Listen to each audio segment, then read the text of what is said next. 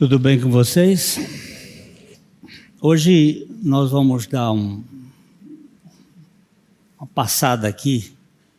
Qual das 3 Páscoas nós comemoramos? Existem 3 Páscoas sendo comemoradas nesta data. A primeira Páscoa foi a libertação do povo de Israel do Egito. Aquelas 10 pragas, culminando com a praga da morte do primogênito, foi a chave que abriu a ditadura do faraó e o povo foi liberto da escravidão do Egito. A segunda Páscoa, que é comemorada no mesmo período, é a Páscoa do cristão. É a Páscoa da libertação da ditadura do pecado e da morte. Nós, em consequência do pecado, ficamos prisioneiros do pecado e da morte. Por isso que a Bíblia diz que se o Filho vos libertar, verdadeiramente sereis livres. Esta Páscoa, ela inicia-se com uma sepultura de boca aberta. Eu gosto da expressão do anjo quando as mulheres chegaram lá e eles dizem assim: por que vocês estão buscando num cemitério aquele que vive? Então esta é a Páscoa. Mas também se comemora esta Páscoa pífia e descaracterizada de coelhos e chocolates, ovos, que é a enganação que se faz com as crianças. Mas é o mercado. E qual das 3 Páscoas nós devemos comemorar? De certo modo é uma súmula, eu podia até parar aqui, é uma súmula do que nós estaremos falando aqui das 3 Páscoas. Que Deus, na sua infinita graça, abra os nossos olhos para não sermos enganadores nem enganados. Então vamos lá. Qual das 3 Páscoas comemoramos? Nós temos um texto em Hebreus, capítulo 11, verso 28, que eu gostaria que nós lêssemos juntos. Pela fé, celebrou a Páscoa e o derramamento do sangue para que o exterminador não tocasse nos primogênitos dos israelitas. A palavra hebraica, pesach, significa passar por cima. O fato que levou este episódio, que indica o primeiro feriado da história do povo de Israel, foi a preservação dos primogênitos dos filhos hebreus, das hebreias, das famílias hebreias. O anjo do Senhor, enviado para desferir o golpe mortal sobre a vida dos primogênitos, passou por cima, onde havia sangue de um cordeiro. Lembra-se que o cordeiro deveria ser preso no dia 10 de Abib, ou primeiro mês do ano, e teria que ser sacrificado no dia 14. Ele ficava 4 dias em jejum. E depois daqueles 4 dias ele era sacrificado. E na noite eles deveriam passar nos umbrais, nas vergas da porta, sangue, e o anjo da morte chegava diante daquele sangue, ele passava por cima. Daí a palavra Páscoa. Passar por cima. o Senhor determinou um sinal que serviria de senha para identificar a casa de um membro do povo de Israel que cresce na sua palavra. Um cordeiro sem defeito, macho de 1 ano, seria sacrificado e o seu sangue aspergido nos umbrais das portas. Páscoa. Foi um dia de muita mortandade, porque só os homens que saíram são 603 mil acima de 18 anos para cima. São muitas famílias.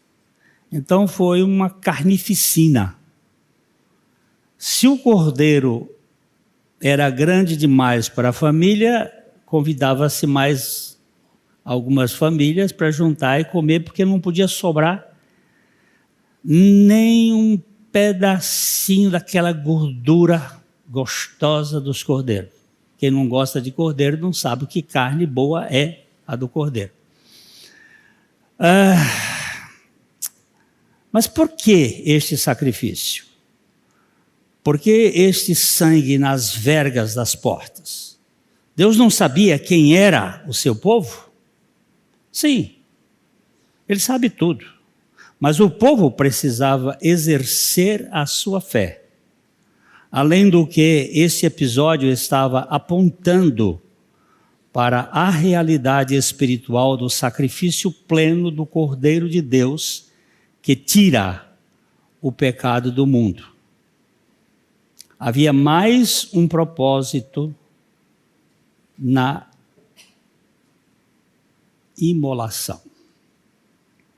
Deus dá a sua palavra ao seu povo. Dá a fé em consequência da sua palavra. Todavia, Ele espera que o povo exerça a fé que recebeu. Há uma ordem de sacrificar o cordeiro e a expectativa de obediência por meio da fé. Pois sem fé é o quê? Impossível agradar a Deus. Eu sempre repito uma das frases que eu gosto, das muitas frases que eu gosto de C.S. Lewis, uma que ele diz assim: o sol nos dá a luz para nós vermos o sol. E Deus nos dá a sua palavra para nós crermos em Deus. Sem a luz do sol eu não vejo o sol. Sem a palavra de Deus eu não tenho fé para crer em Deus. É simples assim. A fé vem pelo ouvir e o ouvir da palavra de Deus. Então Deus deu uma ordem. Imaginemos que o Márcio Mizubuchi era um judeu e ele dissesse assim: Deus sabe que eu sou um judeu, eu não vou botar o sangue não. O que ia acontecer com o Caio? Ia morrer. Mas é assim. Ia morrer. O primogênito dele por um triz. Uma desobediência à palavra de Deus. Se Deus perder a palavra, ele deixa de ser Deus. Há um salmo que diz que Deus colocou a sua palavra acima do seu próprio nome. Isso é muito sério, sabe por quê? Eu vou dizer assim, um homem que não tem palavra, ele não é homem. Ele é uma falsificação, ele é uma mentira. Hoje nós estamos vivendo num mundo em que as pessoas não têm palavra. E isso é característica dos filhos do diabo, que é o pai da mentira. Então nós temos que entender que eles tinham que obedecer. O texto bíblico que encabeça o estudo diz que Moisés celebrou a Páscoa pela fé. E concomitantemente o povo de Deus obedeceu à ordem do sacrifício pela fé. Estava implícito que aquele que não passasse o sangue dos portais teria velório em casa à noite. Faraó, rei do Egito, obstinado como hipopótamo, havia resistido 9 pragas, das mais cruéis, e não permitia que o povo de Israel saísse do seu território, do seu controle. Então vemos o 10º round de combate. Os filhos mais velhos das famílias que não tivessem sangue espalhado nas vergas das portas seriam mortos. Não havia comutação da pena, nem havia STF por lá. Ali o negócio é sério. Não tem jeito de passar por cima. A palavra de Deus não adota qualquer jeitinho. Não existe jeitinho. Ela é peremptória.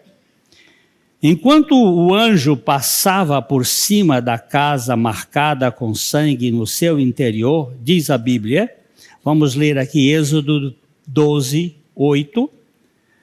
As famílias naquela noite comerão a carne assada no fogo, com pães asmos e ervas amargas a comerão.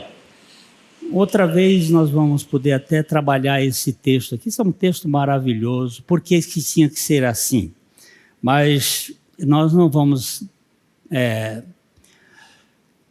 gastar muito tempo nesse assunto aqui, porque temos que chegar no ponto que queremos. Do lado de fora da casa havia selo de proteção e do lado de dentro, banquete de satisfação.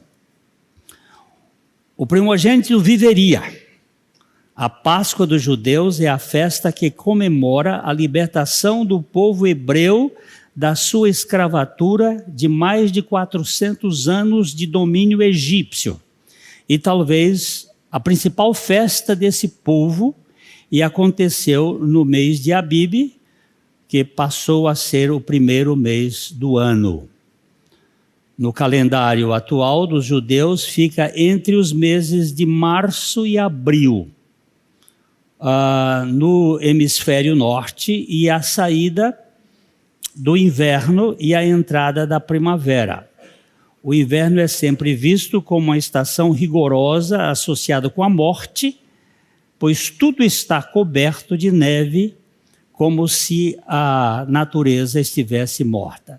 Isso aqui você vai entender por que puseram o coelhinho, mas nós vamos falar mais adiante. Por que puseram o coelhinho? Né, na Páscoa. E por que puseram o chocolate, o ovo de chocolate? Eu nunca vi dizer que coelho pusesse ovo. Mas as lendas, elas inventam coisas e são um momento de você ficar preso nas narrativas que não têm sentido. Bem, mais tarde, na mesma época do ano, quando a nação judaica comemorava a Páscoa, aconteceu um evento que designaram como Páscoa dos cristãos. No dia 14 de Abibe, o Cordeiro de Deus foi imolado no Calvário para libertar do cativeiro do pecado todo aquele que nele cresce. A Páscoa dos judeus comemorava a libertação da escravatura política de um povo. A Páscoa do cristão ou cristã, a libertação da escravatura do pecado para o mundo. Eu só quero que você guarde aqui o dia 14. Eu não vou tratar desse assunto hoje, que é o que me faz crer que Jesus não morreu na sexta-feira. Mas só vou passar aqui por cima. Ele entrou no domingo de Ramos, dia 10.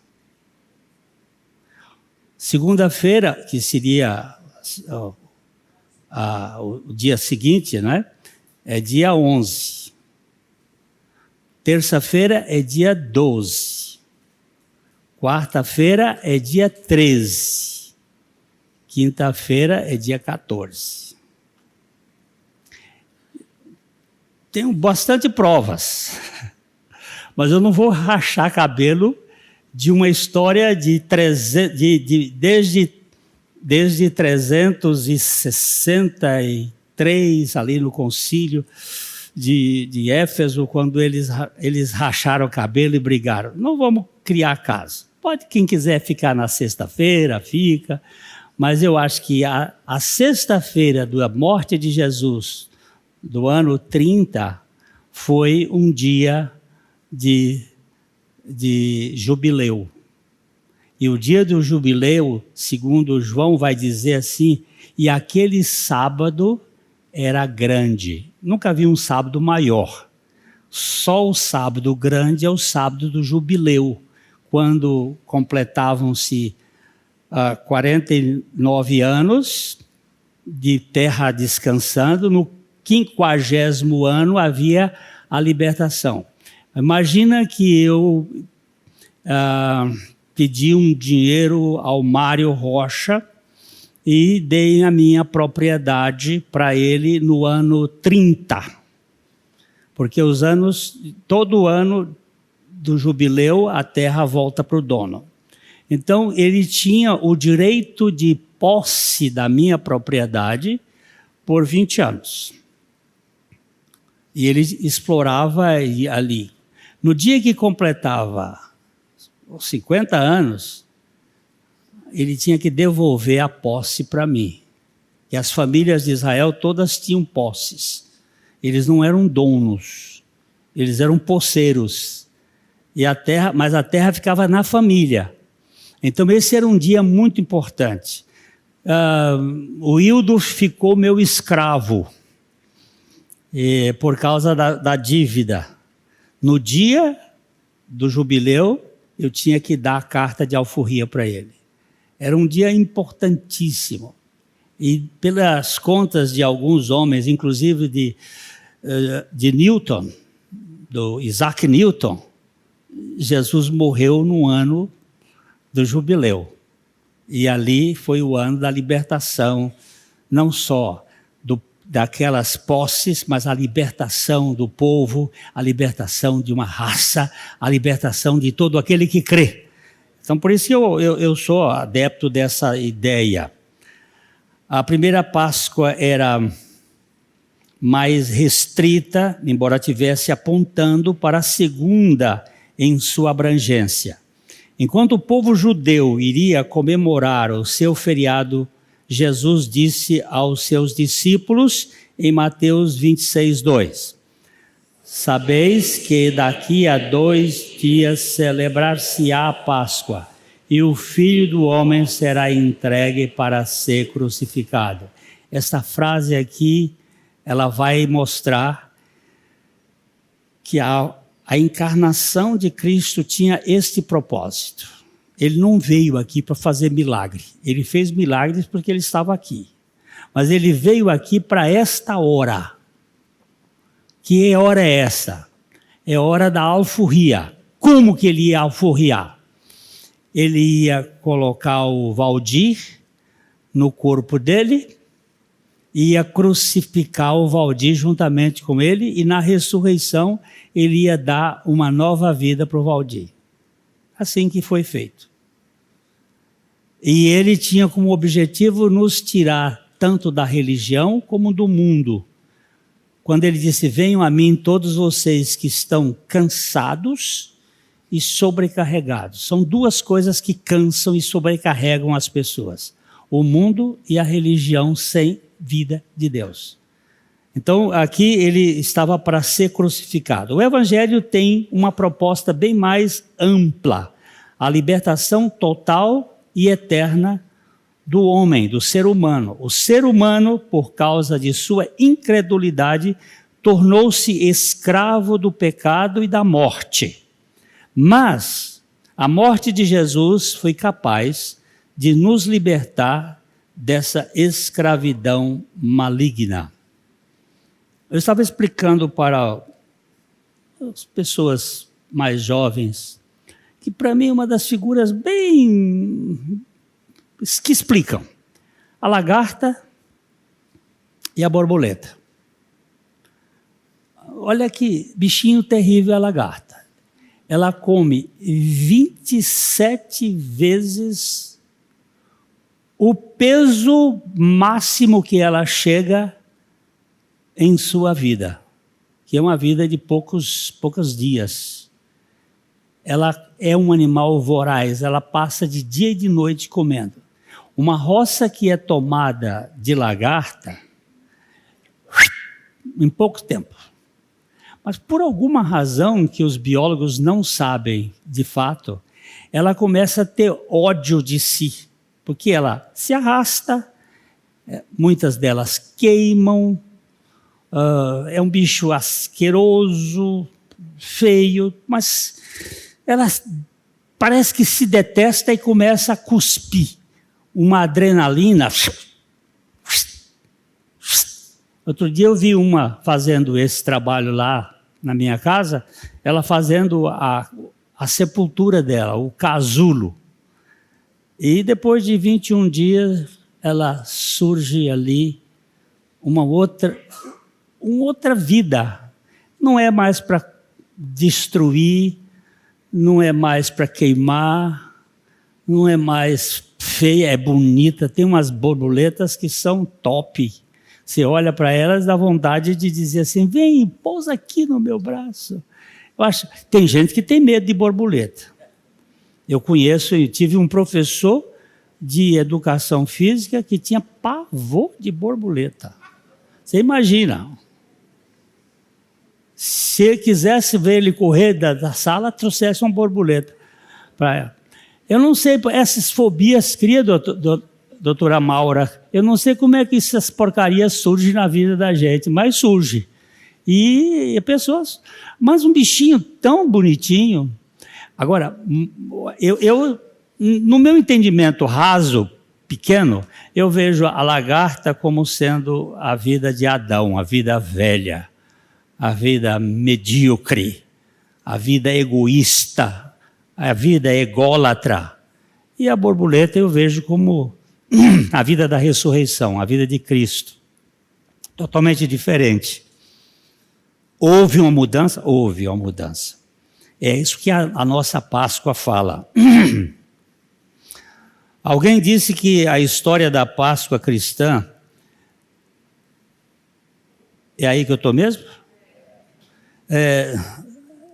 Não termina com um funeral, mas sim como uma festa eterna de exaltação da vida, enquanto a história da Páscoa judaica termina apenas com o banquete de um cordeiro morto e assado. O nosso cordeiro também morreu, mas não ficou no prato. Ele ressuscitou. Oh, se eu estivesse numa igreja de crentes. Né? Quando nós tínhamos aqui muitos russos, você sabe, quando eu assumi o pastorado aqui, nós tínhamos 17 nacionalidades diferentes.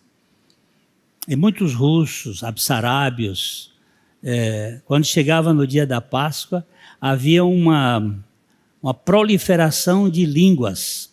Eles falavam uns para os outros. E eu até aprendi dos russos, que eles diziam assim, Christos vos crest. Aí o outro respondia, vaiste vos crest. Jesus Cristo ressuscitou, verdadeiramente ressuscitou. A ressurreição de Jesus Cristo é o ponto áureo. A cruz é importante, mas não existe ressurreição sem cruz, né? E a ressurreição é o ponto áureo. E aí é a nossa Páscoa.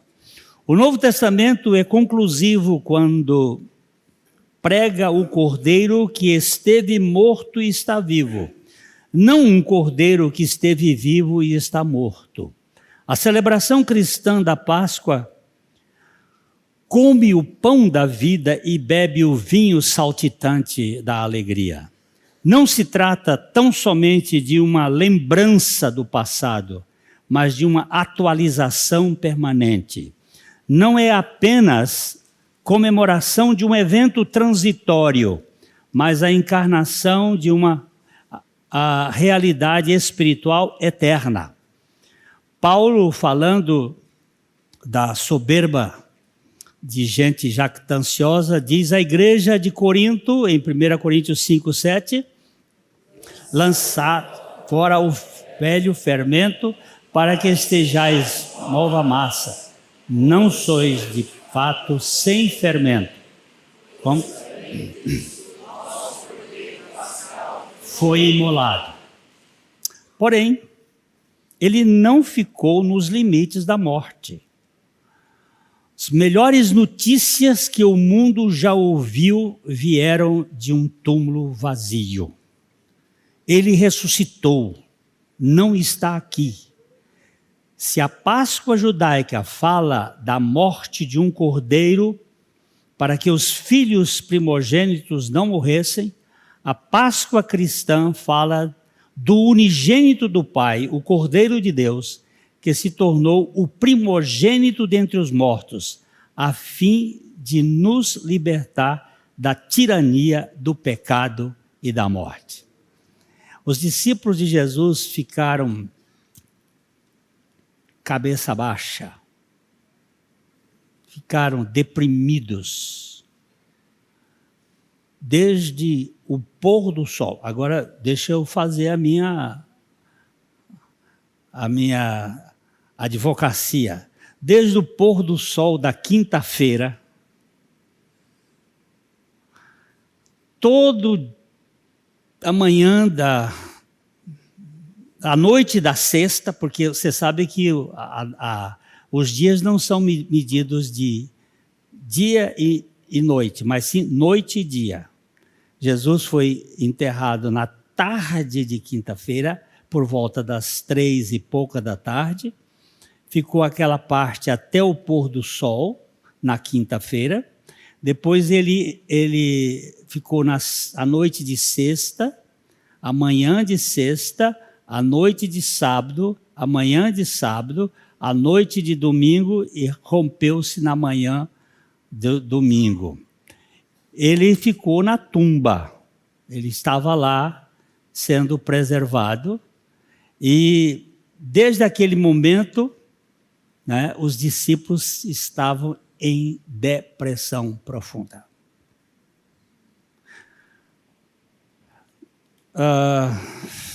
Cabeça baixa. Mas aquelas mulherzinhas que não conseguiram embalsamar o corpo de Jesus, elas foram só na madrugada de domingo para embalsamar, e quando elas viram, saíram, voltaram, que a primeira notícia do maior evento da história foi dado pelas mulheres. A primeira queda começou com elas, mas a primeira notícia de libertação começou com elas. Elas saíram correndo e contaram para os discípulos e eles ficaram sem saber. Mas aqueles dois foram rápidos. Pedro e João, eles correram, e João, que era mais novo, mais forte, passou, e quando eles viram aquilo, espantou. Você vai verificar que começa a mudança de espírito dos discípulos. Começa a ter uma nova perspectiva. É verdade que isso só culmina no dia de Pentecostes. Aí a alegria é derramada, porque a alegria é fruto do Espírito Santo. Ela é derramada nos nossos corações. Então, a Páscoa judaica, a primeira Páscoa deixa o seu cordeiro morto e assado num prato. A segunda mostra o seu cordeiro vivo num trono, depois de ter vencido a morte, sendo celebrado como um belo cântico que diz em Apocalipse 5:12. Digno é o Cordeiro que foi morto de receber o poder e riqueza e sabedoria e força e honra e glória e louvor. Queridos, para mim, o homem foi cooptado pela serpente com o desejo de ser Deus. Vocês comam desse fruto que vocês serão como Deus. Deus entra na raça humana para ser homem. Morre como um homem e ressuscita como um homem. E hoje na Trindade nós temos um homem que destruiu o poder da morte e do pecado. Nós não temos nada mais e nada menos do que um homem no seio da Trindade. Para sempre. Para sempre. Eu gosto daquele momento do apedrejamento de Estevão, porque quando ele é apedrejado e ele pede que o pai perdoe aquela gente porque não sabia o que faz, que ele disse assim: eu vejo o céu aberto e o Filho do Homem de pé, à destra do Pai. É muito grande você saber que na hora que você dormir aqui na terra, o Filho do Homem se levantará para dizer: Pai, mais um que o Senhor me deu e que está aqui comigo para sempre. Isso é demais. Isso é demais. A Páscoa cristã celebra, a Páscoa judaica é uma única festa, no mês do ano, apontando para o sangue do Cordeiro. A Páscoa cristã celebra em cada domingo a ressurreição do Cordeiro imolado. A nossa festa pascual é semanalmente revivida em eterno gozo espiritual. C.S. Lewis, autor das Crônicas de Nárnia, falando sobre a ressurreição, ele disse: Jesus abriu à força a porta que estava fechada desde a morte do primeiro homem. Ele enfrentou e derrotou o rei da morte. Tudo é diferente porque ele fez isso. É tão simples assim. Paulo tem um momento que eu fico muito contente de ver Paulo tripudiar da morte. Ele pega o seu lenço branco e esfrega na frente da morte e diz assim: onde está, ó morte? A tua vitória, o teu aguilhão, onde é que você está aí?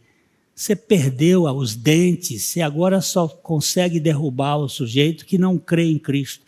Tanto é que na Bíblia não fala de morte de santos, fala de sono. Isso é bom demais. Talvez aqui esteja a estratégia do maligno para tentar neutralizar a importância da Páscoa cristã. Agora nós vamos entrar para a terceira Páscoa.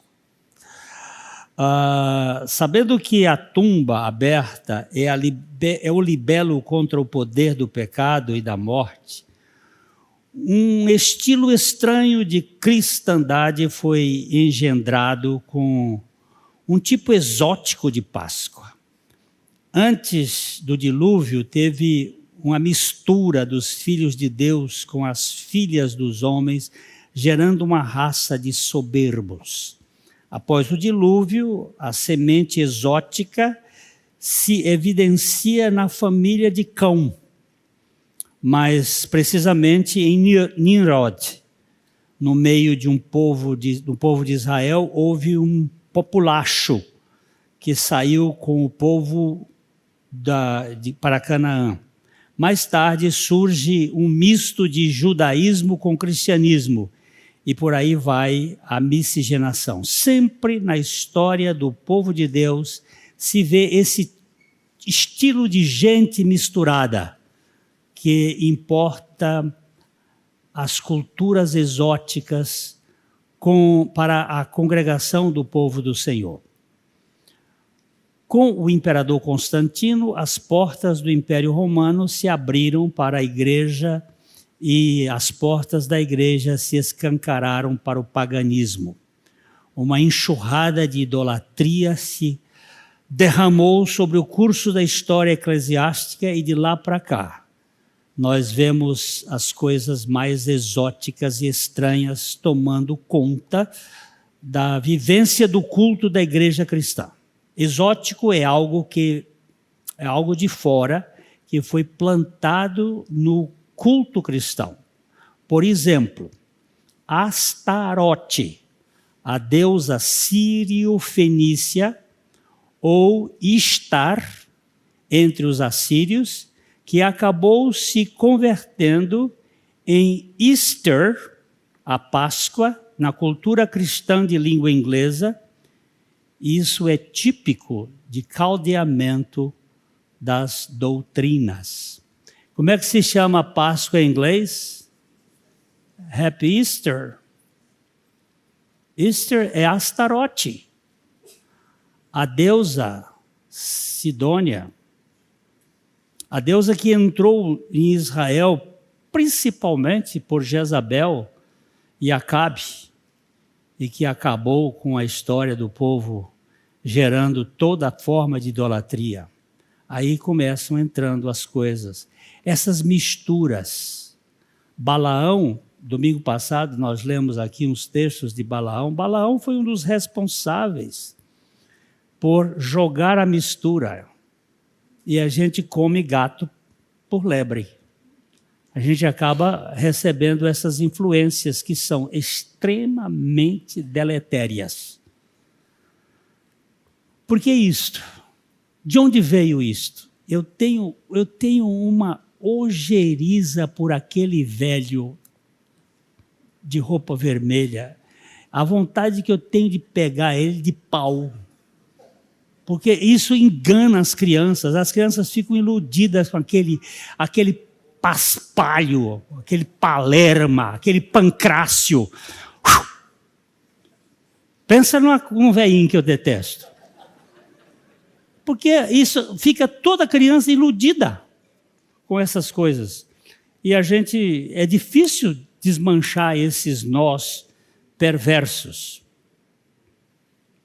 Eu nem sei onde eu estou agora. Bem, outro exemplo, como a primavera apresenta uma ideia de renascimento depois do inverno, que dá a impressão de que tudo estava morto. Alguns itens foram enxertados no cristianismo para representar a ressurreição. Veja, o coelho, que vive na toca hibernado, agora sai dela e ganha status de personagem pascal. Não é bizarro isto?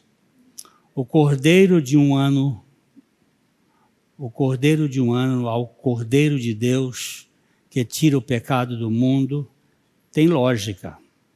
Mas do Cordeiro Pascual ao Coelhinho da Páscoa, só tem confusão com esta fusão do paganismo com o cristianismo.